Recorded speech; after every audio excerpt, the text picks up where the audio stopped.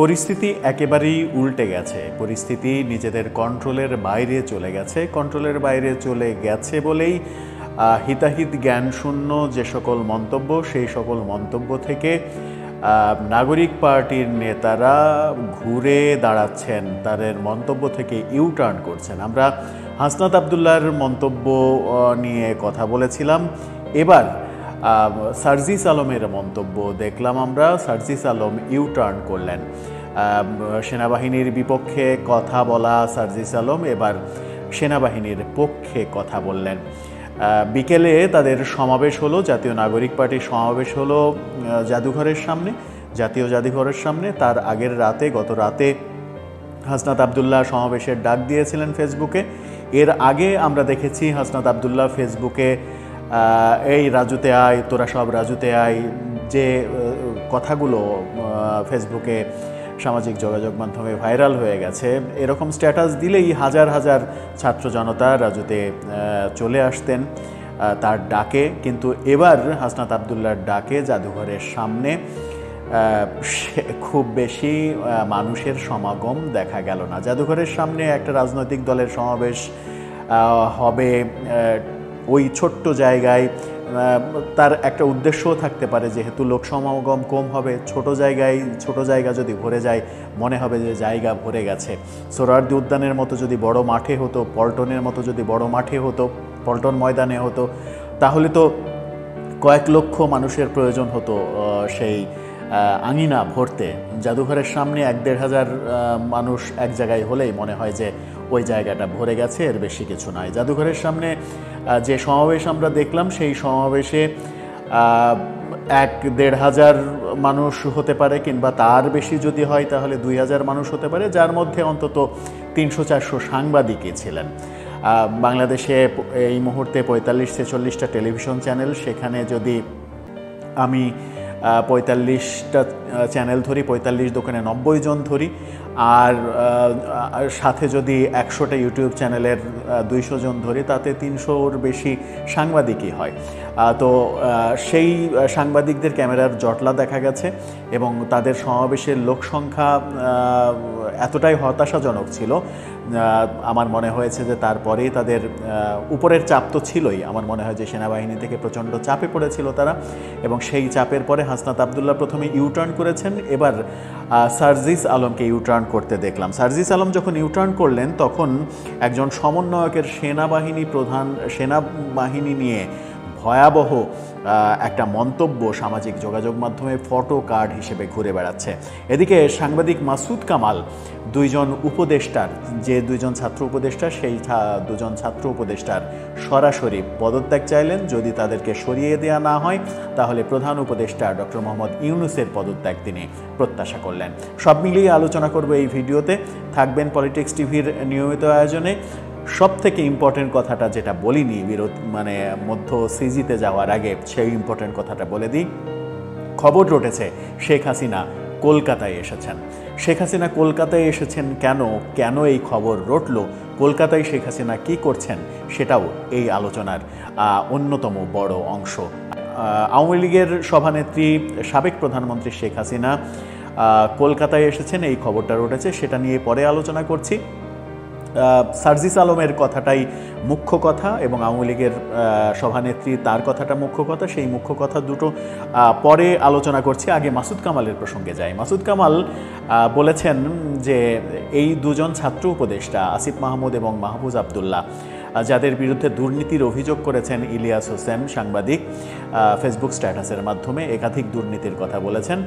মাসুদ কামাল এই দুজনের অপসারণ দাবি করেছেন, সাংবাদিক মাসুদ কামাল, এবং বলেছেন যে ডক্টর ইউনূস যদি এদেরকে অপসারণ করতে না পারেন কিংবা না রাজি হন, তাহলে তার নিজেরই পদত্যাগ করে চলে যাওয়া উচিত। কেন বললেন?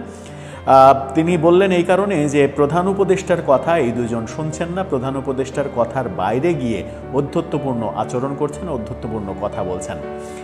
মাসুদ কামালের দৃষ্টিতে কি এমন কথা বললেন যে মাসুদ কামাল সেটাকে অধ্যত্বপূর্ণ বলছেন?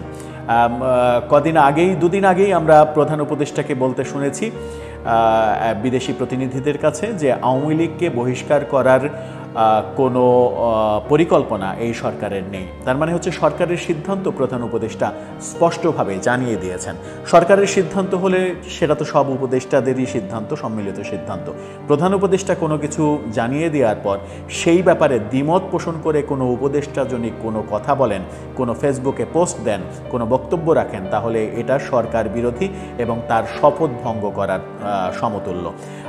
যেহেতু এই দুজন উপদেষ্টা মাহফুজ আবদুল্লাহ তিনি বলছেন আওয়ামী লীগের ঘুড়ি আর বাংলাদেশে উঠতে দেয়া হবে না, এই কথা তিনি যখন বলছেন তখন আবার তিনি এটাও বলছেন, তাকে বলতে শোনা গেছে, আর একটা গণমাধ্যম তাকে উদ্ধৃত করে শিরোনাম করেছে আওয়ামী লীগ প্রশ্নে কোনো ছাড় দেয়া হবে না।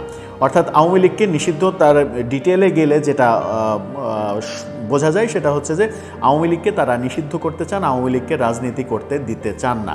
এদিকে আসিফ মাহমুদ সজীব ভুঁইয়া তার ফেসবুক পোস্টে লিখেছেন আওয়ামী লীগকে ফেরানোর খায়েশ বিপজ্জনক। প্রধান উপদেষ্টা যখন বলছেন যে আওয়ামী লীগকে নিষিদ্ধ করার কোনো পরিকল্পনা এই সরকারের নেই, তখন তার উপদেষ্টা এবং সব থেকে জুনিয়র উপদেষ্টা তিনি বলছেন কি যে আওয়ামী লীগকে ফেরানোর খায়েশ বিপজ্জনক। অর্থাৎ প্রধান উপদেষ্টা ডক্টর ইউনূসের খায়েশ হয়েছে যে খায়েশটা বিপজ্জনক। প্রধান উপদেষ্টার বক্তব্যের বাইরে গিয়ে প্রধান উপদেষ্টার বক্তব্যের বিরোধিতা করে এই ধরনের বক্তব্য দেওয়ার জন্য মাসুদ কামাল বলেছেন যে এই দুজনকে উপদেষ্টা পরিষদ থেকে সরিয়ে দেওয়া উচিত অতি সত্বর, উপদেষ্টা পরিষদের মান সম্মান রাখার জন্য। কারণ এরা প্রধান উপদেষ্টার কথা মানছেন না, এরা শপথভঙ্গ করছেন। আর যদি এদেরকে না সরান আপনি ডক্টর মোহাম্মদ ইউনূস, তাহলে আপনারই পদত্যাগ করে চলে যাওয়া উচিত, এমন মন্তব্য তিনি করলেন। এই মন্তব্য যখন তিনি করলেন, যে কথাটা শুরুতে বলেছিলাম সার্জিস আলমের কথা, গতকালকে আমরা তাদেরকে সমাবেশ করতে দেখলাম, গতকালকে মানে আজকে রাতের আগের বিকেলেই তারা সমাবেশ করলো শাহবাগে। জনসমাবেশ তাদের যে প্রত্যাশা মতো সেই প্রত্যাশা মতো হয়নি। আগেই বলেছি যে 1-1.5 মানুষের হয়তো সমাবেশ হয়েছে, কিংবা খুব বেশি হলে 2000 মানুষের সমাবেশ হয়েছে।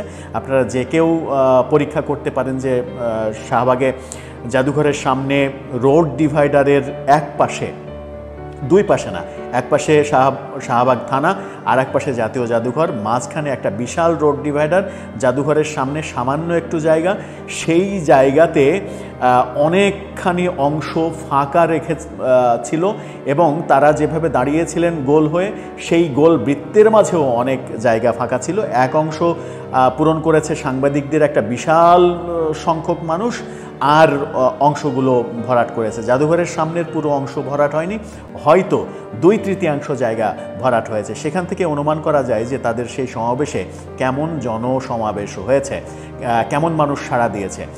এর আগের ভিডিওতেই বলেছিলাম যে এই স্পেসিফিক ডাকে সাড়া না দেওয়ার অন্যতম কারণ হচ্ছে তাদের এখনকার পদক্ষেপ হচ্ছে সেনাবাহিনীর বিরুদ্ধে। সেনাবাহিনী, দেশপ্রেমিক সেনাবাহিনীর বিরুদ্ধে বাংলাদেশের মানুষ সাধারণভাবে কোনোভাবেই কোনো মুভমেন্টে যেতে রাজি নয়। পজিটিভ অর্থে যদি বলি, তাহলে বাংলাদেশের সাধারণ মানুষের পার্সপেক্টিভ হচ্ছে সেনাবাহিনী দেশপ্রেমিক, সেনাবাহিনী দেশের জন্য কাজ করে, এটা যেমন পজিটিভ পার্সপেক্টিভ। আবার যদি নেগেটিভও ভাবি, তাহলেও যারা দুষ্ট মানুষ তারা কিন্তু এই নেগেটিভলি এইভাবেও ভাবতে পারে যে সেনাবাহিনীর বিপক্ষে গেলে খবর আছে। তো যেভাবেই ভাবুক, যে ভাবনাটাই মাথার মধ্যে তার কাজ করুক, সুস্থ মানুষ পজিটিভলি ভাববে, আর দুষ্ট মানুষ যারা সমাজের ক্ষতি করে বেড়ায়, সেই দুষ্ট মানুষরা ভয় পাবে, সেনাবাহিনীকে ভয় পাবে। সেনাবাহিনী জনগণের সঙ্গে মিশে কাজ করে না বলে, দূরে থাকে বলেই এক ধরনের ভয় তো কাজ করেই, যে সেনাবাহিনী একটা ফ্যাক্ট। তো সেই ভয় করে হলেও যদি অপকর্ম থেকে মানুষ বিরত থাকে, সেটাও কিন্তু পজিটিভ। এই দুই ভাবনা থেকেই মূলত এই ডাকে সাড়া দেবে না, যেটা আগেই বলেছিলাম যে সাড়া দেওয়ার কোনো কারণও নেই, সাড়া দেয়ও নি। তারপরে হাসনাত আবদুল্লাহ বাসায় গিয়ে গণমাধ্যমকে বলেছিলেন যে সেনাবাহিনীর সঙ্গে আমাদের কোনো দ্বন্দ্ব নেই, তাদের উপরে আমাদের আস্থা রয়েছে। এবার সার্জিস আলম একটা ইফতার পার্টিতে, সেই ইফতার পার্টিটা হয়েছে শনিবার সন্ধ্যায় প্রেস ক্লাবে। সেখানে দেখা যাচ্ছে যে তার পাশে রুহুল কবির রিজভী, বিএনপির নেতা। আপনারা এই ফটোকার্ডটা দেখে নিতে পারেন, দৈনিক সমকালের এই ফটোকার্ড। দৈনিক সমকাল যেটা বলছে যে সার্জিস আলম বলছেন সেই অনুষ্ঠানে সেনাবাহিনীর সঙ্গে কোনো দ্বন্দ্ব নেই, সেনাবাহিনীর সঙ্গে আমাদের কোনো দ্বন্দ্ব নেই, এটা সার্জিস আলম বলছেন। কিন্তু তাদের ঠিক কয়েক ঘন্টা আগে, 24 ঘন্টাও না, 24 ঘন্টাও কিন্তু হয়নি, 24 ঘন্টারও কম সময় আগে তাদের রুদ্রমূর্তি দেখেছে সেনাবাহিনী, যেন সেনাবাহিনীকে একেবারে ম্যাসাকার করে ফেলবে তারা, এমন অবস্থা। এক সমন্বয়ক তো ঘোষণাই দিয়েছেন, এই ফটোকার্ডটা আমরা দেখাচ্ছি না, কারণ এটা কোনো বড় স্বীকৃত গণমাধ্যমের ফটোকার্ড নয়, এটা রাজশাহী ইউনিভার্সিটির একটা ঘটনা, রাজশাহী ইউনিভার্সিটির একটা অনলাইন পত্রিকার ফটোকার্ড। তারা এক সমন্বয়ক সম্পর্কে বলছে যে এক সমন্বয়ক মন্তব্য করেছে যে ফটোকার্ডটা এরই মাঝে ফেসবুকে ভাইরাল হয়ে গেছে, কিন্তু আমরা যেহেতু এটা অথেন্টিক ব্যাপার এটা নিশ্চিত করতে পারছি না, তাই এই ফটোকার্ড, এই ব্যক্তির ছবি আপনাদেরকে দেখাচ্ছি না। সেই জায়গায় আমরা সচেতন থাকতে চাই। তার নাম বলছে এই ফটোকার্ডে ফাহিম রেজা, রাজশাহী বিশ্ববিদ্যালয়ের সাবেক সমন্বয়ক।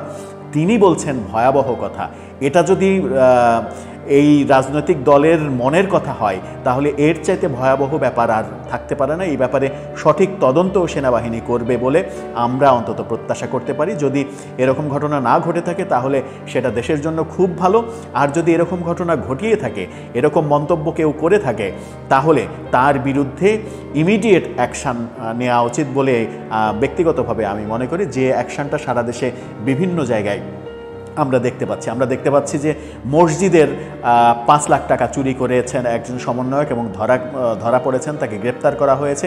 এরকম নানা আজকে দিনের মধ্যে, গত একদিনের মধ্যে সমন্বয়কদের সারা দেশে গ্রেপ্তারের অনেক নিউজ কিন্তু এসেছে।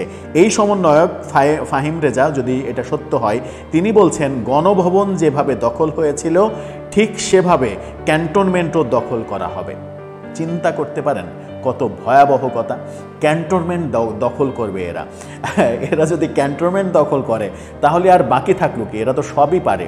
তো এরা যদি সবই পারে তাহলে ইউটার্ন নিচ্ছে কেন, সেই প্রশ্নটা অনেকে করছেন। সার্জিস যেমন ইউটার্ন নিলেন, হাসনাত ইউটার্ন নিলেন, আবার তাদের যদি সমালোচনা, এটা তো বিরুদ্ধে কথা বলা না, সমালোচনা সহ্য করারও তো একটা ক্যাপাসিটি থাকতে হবে। তাদের যদি কেউ সমালোচনা করে, সেই সমালোচকদেরও আবার দেখে নেওয়ার হুমকি দেওয়া হয়। সেই সমালোচনার যে মিডিয়া করে, সেই মিডিয়ার পেছনে তারা লেগে পড়ে নানাভাবে। টেকনিক্যালি তো লাগেই, আবার বাহুবল দেখানোর ব্যাপারও আমরা এর আগে দেখেছি। বিভিন্ন গণমাধ্যমে গিয়ে তারা বাহুবল দেখানোর চেষ্টা করেছে। কদিন আগে এখন টিভির একজন সাংবাদিকের চাকরি গিয়েছে। তো এই সমন্বয়কের এই বক্তব্য যদি সত্য হয়, আবারও বলছি যদি সত্য হয়, তাহলে ইমিডিয়েট সেনাবাহিনীর অ্যাকশান নেওয়া উচিত। এছাড়া আর কোনো গত্যন্তর নেই। আমার মনে হয় যে এই ক্ষেত্রে অন্তত সেনাবাহিনীর পক্ষে বাংলাদেশের 100% না হলেও 98% মানুষ সেনাবাহিনীর পক্ষে দাঁড়াবে। শেষ প্রসঙ্গে আসি, শেখ হাসিনা সম্পর্কে যে ব্যাপারটা বলছিলাম, শেখ হাসিনা ব্যাপারে খবর রটেছে। বাংলাদেশের বিভিন্ন সাংবাদিকরা বলছেন তাদের গণমাধ্যমে, এবং ইন্ডিয়ার কিছু গণমাধ্যম বলছে শেখ হাসিনা কলকাতায় এসেছেন। শেখ হাসিনা কলকাতায় কেন এসেছেন এর ব্যাখ্যা আমার কাছে নেই, তবে শোনা যাচ্ছে তিনি কলকাতায় এসেছেন, তাকে কলকাতায় আনা হয়েছে। কেন শেখ হাসিনাকে কলকাতায় আনা হবে? তাহলে কি ব্যাপারটা এরকম যে শোনা যাচ্ছিল 26শে মার্চের মধ্যেই শেখ হাসিনা বাংলাদেশে প্রবেশ করবেন, বাংলাদেশে আসবেন, সেই রকম ঘটতে যাচ্ছে? তো সেই রকম যদি ঘটতেও যায়, শেখ হাসিনা যদি মনে করেন যে 26শে মার্চের মধ্যে তিনি দেশে আসবেন, তার দেশে আসার মতো ক্যাপাসিটি তৈরি হয়েছে, কিংবা তার দেশে এসে জেল বরণ করতেও তার কোনো দ্বিধা নেই, যে কোনোভাবেই হোক তিনি যদি দেশে আসতে চান, তাহলে তিনি যেখানে আছেন, দিল্লিতে আছেন, দিল্লি থেকে তো ঢাকার সরাসরি ফ্লাইট রয়েছে, তো দিল্লি থেকে ঢাকার ফ্লাইটে চলে আসতে পারেন, কলকাতায় আসার কোনো দরকার নেই। এরকম বলাবলি, এরকম লেখালেখিও হচ্ছে সামাজিক যোগাযোগ মাধ্যমে। কিন্তু চমকপ্রদ খবর, যদি খবরটা সত্য হয়, যদি এই খবরটা প্রোপাগান্ডা না হয়, গুজব না হয়,